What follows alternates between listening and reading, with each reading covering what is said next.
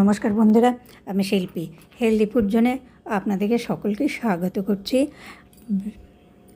যারা নতুন আছো তাদেরকে বলছি পুরো ভিডিওটা দেখো। আজকে খুব সুন্দর স্বাদের একটা রেসিপি নিয়ে চলে এসেছি, ডিনারের রেসিপি। দেখতেই পাচ্ছ কি, তো পুরো ভিডিওটা দেখতে হবে। আমি কিন্তু খুব হালকার মধ্যে ইউনিক রান্না করি এবং যেটা সবাই খুব তৃপ্তি সহকারে খেতে পারে। তো সেই জন্য এটা খুব লোভনীয় প্রত্যেকের জন্য ডিনারের রেসিপি। এটা ডিনারেই বেশি পছন্দ করে, ভাতের সঙ্গে কিন্তু খুব বেশি পছন্দ করে না। আজকে নিয়ে এসেছি আমি যে রেসিপিটি, সেটি হচ্ছে দেশি চিকেন কষা, তার সঙ্গে রুটি। তো এইটা আমার পরিবারের সকলে রুটির সঙ্গেই খেতে পছন্দ করে। পোলট্রিটা খুব একটা খেতে পছন্দ করে না, দেশিটাই খেতে পছন্দ করে। তো আমি আজকে নিয়ে এসেছি ডিনার। তো প্রথমে আমি 1 কেজি মাংস এনেছে। তো 1 কেজি মাংস থেকে ওটাকে আমি ম্যারিনেট করে নিয়েছি, ধুয়ে ভালো করে পরিষ্কার করে ধুয়ে একটু লবণ, হলুদ আর 100 গ্রাম মতো দই দিয়ে ম্যারিনেট করে সেটাকে আমি ঢেকে রেখে দিয়েছি 3-4 ঘন্টার জন্য ফ্রিজে। তারপর সন্ধ্যাবেলা বের করে রান্নাটা করব। তোমাদেরকে বলে দিই, পুরো ভিডিওটা দেখো, রান্নাটা দেখো, বাড়িতে একবার করে দেখো, অপূর্ব হবে খেতে, খেয়ে তৃপ্তি পাবে। আর মশলার আধিক্য বেশি নেই। প্লিজ তোমরা পুরো ভিডিওটা দেখো, যদি ভালো লাগে ওইভাবে রান্না করে একবার দেখো। ভালো লাগলে আমাকে লাইক, শেয়ার, কমেন্ট করো আর চ্যানেলটা সাবস্ক্রাইব করে পাশে থেকো। ফ্রিজ থেকে বের করে নিয়ে চলে এসেছি। এখন একটু ঠান্ডাটা, একটু আগেই বের করে রেখেছি, ঠান্ডাটা কমে গেছে। একটু ভালো করে নাড়িয়ে নিলাম। নাড়িয়ে নিয়ে কড়া বসিয়ে দিয়েছিলাম, তেল গরম হয়ে গেছে, কড়াইয়ে দিয়ে দিয়েছি শুকনো লঙ্কা, তেজপাতা, জিরা, আর দিয়ে দিলাম সামান্য একটু চিনি আর রসুনের কোয়া। সামান্য একটু চিনি, রসুনের কোয়াটা দিতে গেলে কালার খুব সুন্দর আসে মাংসের। এবার দিয়ে দিলাম পেঁয়াজ। পেঁয়াজটা আমাকে একটু ব্রাউন করে ভেজে নিতে হবে। ভেজে নিয়ে তারপর কিন্তু আমি দেব, মাংস দিতে পারবো, তবে কিন্তু খেতে খুব সুন্দর হবে।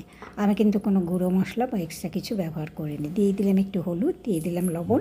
আর পেঁয়াজের কালারটা অনেকটা চেঞ্জ হয়ে এসেছে, দেখতেই পাচ্ছ তোমরা। লবণটা যেহেতু আমি একটু লবণ মাংসের মধ্যে দিয়ে রেখেছি, সেই জন্য আমি কিন্তু এখানে একটু লবণের পরিমাণটা কমই দিলাম। কেন বেশি দিলে, লবণ বেশি হলে খাওয়া যায় না, কম হলে কিন্তু মেকআপ দেওয়া যায়। তো এইবার ওটাকে ঢেকে ঢেকে কিন্তু ভাজতে হবে, পেঁয়াজটা যেন বেশ সুন্দর একদম নরম হয়ে যায়। পেঁয়াজ যখন খাওয়া হবে, পেঁয়াজ দিয়ে দেওয়া আছে, পেঁয়াজের কোনো অস্তিত্ব থাকবে না। এইবার আমি মশলাটা দিয়ে দিলাম। মশলার মধ্যে কী আছে সেটা বলে দিই। শুধু আছে আদা, রসুন আর হচ্ছে শুকনো লঙ্কার পেস্ট। আমি কোনো চিকেনের মধ্যে কোনো সময় জিরে, ধনে, গুঁড়োই বলো বাটাই বলো, কিছুই ব্যবহার আমি করি না। একদম শুধু আদা, রসুন আর লঙ্কার পেস্ট। লঙ্কার পেস্টটা দিই, তার কারণ হচ্ছে শুকনো লঙ্কা, তার কারণ হচ্ছে কালারটা একটু সুন্দর করার জন্য। মাংসের কালার যদি একটু ভালো না হয় তাহলে একটু খেতে মানে দেখতে সুন্দর লাগে না। যে জিনিসগুলো একটু কালারের দরকার সেখানে দিই।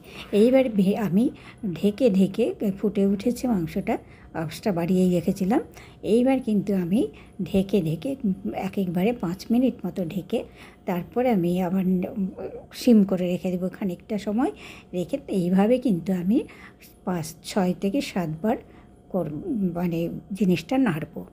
এইভাবে নেড়ে দেখতেই পাচ্ছ জল বেরিয়ে গেছে এবং মাংসগুলো কিন্তু সেদ্ধ হয়ে গেছে, গা ছেড়ে দিচ্ছে, মাংসগুলো হাড়ের গা ছেড়ে দিচ্ছে।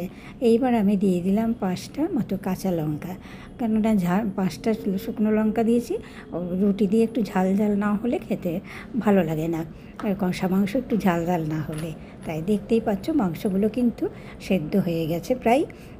তাও আমি একটু বেশি নরম করতে চাইছি আর একটু শুকনো শুকনো করছি, রুটি তো সেই জন্য। ভাতের সঙ্গে খেতে গেলে একটু অত শুকনো হয় না। দেখো তেল ছেড়ে দিয়েছে, কষাও হয়ে গেছে। আমরা আবার কটা কাঁচা লঙ্কা দিলাম, ছেলে বললো ঝালটা কম হয়েছে, সেই জন্য আবার কয়টা কাঁচা লঙ্কা দিয়ে দিলাম। দিয়ে দিলাম গরম মশলা, কেননা আমি লেবু ব্যবহার করিনি। চিকেনের একটা গন্ধ থাকে, সেই গন্ধটার জন্য চিকেন একটু লেবুর রস দেওয়া হয়। আমি লেবুর রস, যেহেতু লেবু খাওয়া বারণ আছে, সেই জন্য লেবুর রসটা দিইনি। গরম মশলা আমি গোটা গরম মশলা না দিয়ে আমি এই গরম মশলাটা পরের থেকেই দিয়ে দিলাম। দিয়ে চিকেনের সেই গন্ধটা থাকবে না একদমই। আর গ্রেভিও সুন্দর হবে। এই গ্রেভি খেয়ে মন ভরে যাবে। উপর থেকে একটু স্বাদ আনার জন্য দিলাম একটুখানি বাটার। এই বাটারটা দিয়ে একটু ঢেকেই কিন্তু আমি নামিয়ে নেব। আর রুটি করা আছে, রুটি করে হটপটে রাখা আছে, এই রুটি দিয়ে মাংস পরিবেশন করব।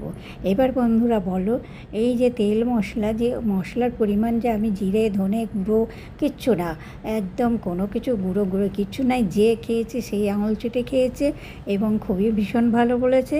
দেখতেই পাচ্ছ, দেখেই লোভ হচ্ছে।